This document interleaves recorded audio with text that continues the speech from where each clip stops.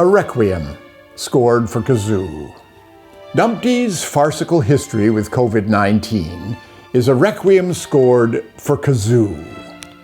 It began years ago with his savage attacks on Obama's response to swine flu.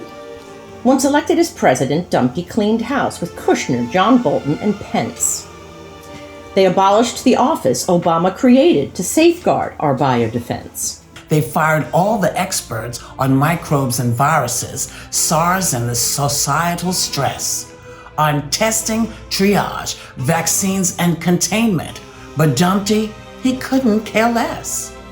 2 years hence, at the end of 2019, a discovery drew little notice. A lethal new virus was spotted in China, and word was delivered to POTUS. In the following weeks, every leader on Earth was fixed upon care and prevention, but not our distractible tweeter-in-chief. Other matters took all his attention. The virus struck Thailand, Japan, and Korea, spreading to zone after zone. But Dumpty ignored it and focused instead on the trial of his pal Roger Stone.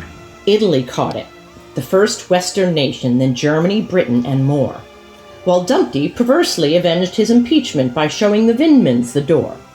A case was detected in Washington state where our first major outbreak caught fire, but a briefing on Russian electoral meddling drove Dumpty to sack Joe Maguire.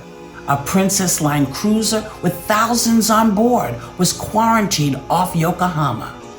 Dumpty's reaction? Downplay and deny with his usual swipe at Obama. The global economy threatened to crater, potentially losing gazillions. But at a lush Mar-a-Lago, Dumpty played host to a crowd of infected Brazilians. Tom Hanks and wife Rita contracted the bug. As infections continued to soar, while the press sued the Times, CNN, and the Post for reporting from 9 months before. Boris Johnson fell prey to the spreading contagion as Britain lost billions of pounds. Dumpty, meanwhile, flew to one of his clubs to squeeze in a couple of rounds. The virus mid-March had claimed thousands of lives from hundreds of thousands of cases. An appropriate moment for Dumpty to tweet about Hillary's sundry disgraces. At last, an event captured Dumpty's attention, a portent of mass ruination.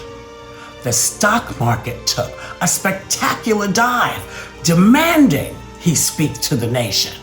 In front of the camera, he sweated and squirmed, a slug in a hypnotic trance.